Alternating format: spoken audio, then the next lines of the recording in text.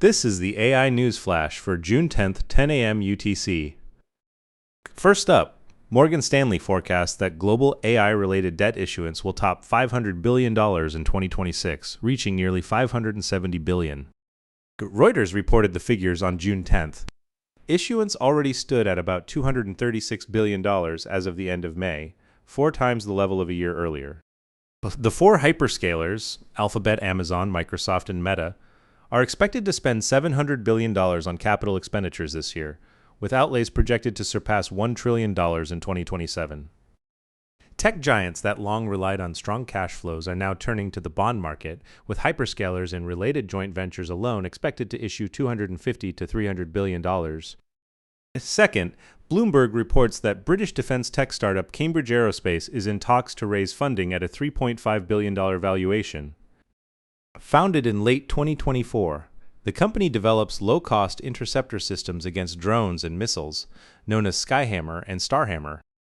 It is chaired by former UK Defence Secretary Grant Shapps and led by Cambridge professor Stephen Barrett, with backers including Spark Capital, Excel, and Eric Schmidt's D3 fund.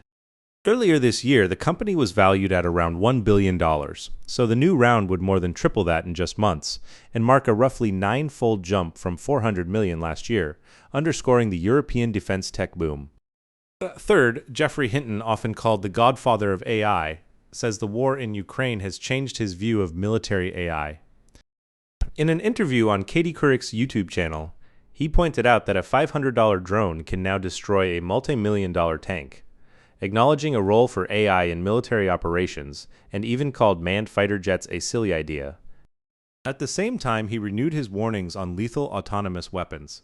What stops rich countries from invading poor countries, he said, is their citizens coming back in body bags, and if only dead robots come back, the threshold for war drops. He also criticized arms exporting nations, including the US, Russia, China, and Britain, for resisting regulation of autonomous weapons out of economic interest. Fourth, Waymo has unveiled a virtual driver model called the reference driver, built to mimic how human drivers react to surprises on the road. Developed with Delft University of Technology, it is based on the neuroscience framework of active inference, the idea that human brains constantly work to minimize surprise, and it simulates the internal surprise a driver feels before a collision. Unlike traditional safety models that only simulate emergencies, it can reproduce proactive avoidance, anticipating risks early and adjusting its driving before a conflict develops. The model scales to test sets with thousands of scenarios, and the research code will be released under an academic non-commercial license, potentially becoming a new industry benchmark for comparing robotaxis with human drivers.